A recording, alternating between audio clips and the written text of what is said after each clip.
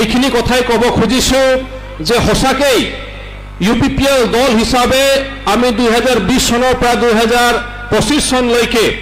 যি এটা চৰকাৰ চলাবলৈ এটা সুযোগ পাইছিলোঁ আৰু সেই সুযোগৰ সময়ত আমি সকলোতকৈ প্ৰাধান্য প্ৰদান কৰিছিলোঁ শান্তিৰ প্ৰতি আৰু সেই শান্তিৰ প্ৰতি আমি প্ৰাধান্য প্ৰদান কৰাত ইয়াত বসবাস কৰা সকলো জাতি জনগোষ্ঠীক যিটো গুৰুত্ব প্ৰদান কৰা হৈছিল সেইটো তাহানিও বা কেতিয়াও আমি সেই গুৰুত্বটো আমি দেখা পোৱা নাছিলোঁ আৰু সঁচাকৈ প্ৰত্যেক জাতীয় দল সংগঠনবিলাক CCBTRৰ জৰিয়তে আমাৰ চৰকাৰৰ লগত তেখেতসকলে মিলিত হৈ গৈছিল আমাৰ যি BTR প্ৰধান আছিল প্ৰমোদ বড়ো ডাঙৰীয়া তেখেতৰ লগত মিলিত হৈ গৈছিল আৰু সুন্দৰ পদক্ষেপ প্ৰত্যেকখন জাতি জনগোষ্ঠীক যাতে আমি এটা স্থান দিব পাৰোঁ এটা সন্মান দিব পাৰোঁ সেইটোৰ কাৰণে আমি আগবাঢ়ি গৈছিলোঁ আৰু সেই কাৰণে আমাৰ BTR অঞ্চলত এটা শান্তিৰ পৰিৱেশ এটা বিৰাজমান হৈছিল কিন্তু দুখ লগা কথা যে 2025 চনত অক্টোবৰ মাহত যেতিয়া ৰিজাল্ট ওলাল আমি চাবলৈ পালোঁ যে সঁচাকৈ সেই 2 মাহ উকলি নযাওঁতেই বা তাৰ চৰকাৰ নতুন চৰকাৰ BPF দলৰ নেতৃত্বত গঠন হোৱাৰ লগে লগেই বিভিন্ন ধৰণৰ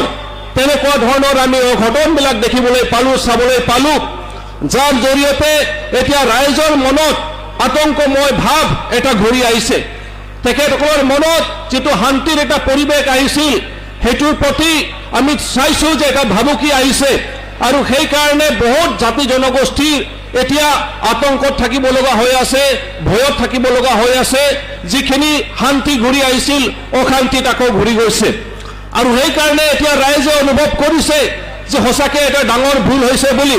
মই আজিৰ এই ভাষণৰ জৰিয়তে এইটোৱে অনুৰোধ জনাম ইয়াত উপস্থিত হোৱা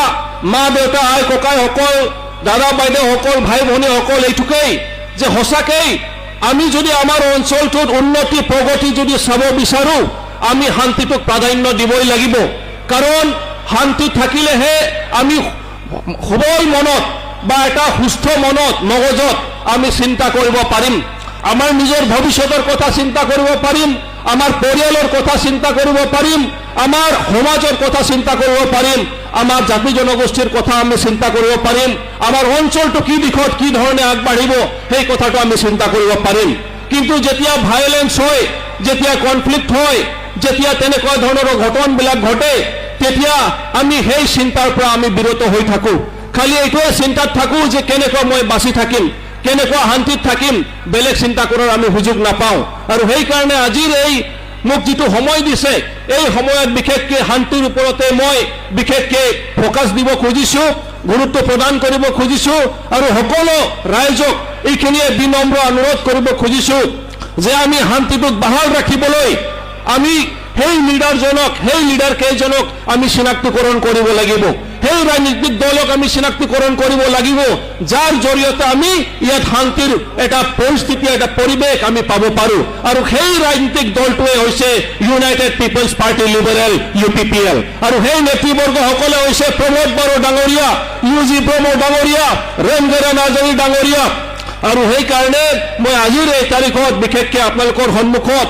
সকলো আমাৰ যিমান কৰ্মকৰ্তাসকল আছে যিমান ৰাইজসকল আছে আপোনালোকক বিনম্ৰ অনুৰোধ কৰিম ইয়াৰ পৰা যিটো আপোনালোকে মেছেজ লৈ যাব শান্তিৰ বাণী লৈ যাব শান্তিৰ মেছেজ সেইটো লৈ যাব যে আমাৰ দলে UPPL দলে এইটোৰ ওপৰতহে আমি কাম কৰিম আৰু সঁচাকৈ মোৰ দৃঢ় বিশ্বাস আছে আমাৰ ৰাজ্যসভা MP কোৱাৰ নিচিনা যে UPPL দল আকৌ ৰাইজৰ সহযোগিতাত কাৰণ ৰাইজে বিশেষকৈ মই সকলো আমাৰ কাৰ্যকৰ্তা আমাৰ যিমান ইয়াত উপস্থিত ৰাইজক অনুৰোধ জনাব খুজিছোঁ যে আমি এতিয়া বিশেষকৈ পাৰফৰ্মেন্সৰ ওপৰত আমি ফোকাছ কৰিম কাৰণ ইংৰাজীত কোৱা আছে যে পাৰফৰ্মেন্স বিটছ প্ৰপেগাণ্ডা বেলেগে অকল অপৰচুনিষ্টিক ৰাজনীতি তেখেতসকলে কৰে পলিটিক্স কৰে তেখেতসকলে কিন্তু সদায় টিকি নাথাকিব ক্ষমতাত তেখেতসকলৰ হাতত সদায় পাৱাৰ নাথাকে আৰু সেই কাৰণে আমাৰ কথাটো হ'ল যে তেখেতসকলে বিভিন্ন প্ৰপেগাণ্ডা লৈ আনিব বিভিন্ন কথা লৈ ভুল পথে পৰিচালিত কৰিব বিচাৰিব আৰু সেইটোৰ আমি পৰিণামটো চাইছোঁৱেই যে কিমান ৰাইজক তেখেতসকলে ভুল পথে পৰিচালিত কৰি তেখেতসকলে ক্ষমতাত আহিছে কিন্তু তেখেতসকলৰ এনেকুৱা ধৰণৰ চৰকাৰ কেতিয়াও লাষ্টিং নহয় আৰু সেই কাৰণে মই এইটো কথা কৈছোঁ যে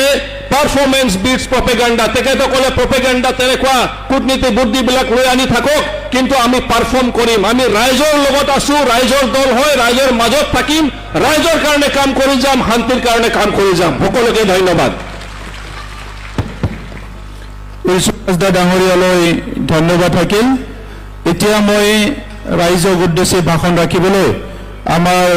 মন্ত্ৰী তথা UPPL দলৰ প্ৰতিষ্ঠাপক সভাপতি উৰ্জি ব্ৰহ্ম ডাঙৰীয়াক অনুৰোধ কৰিছোঁ বাবে লেখা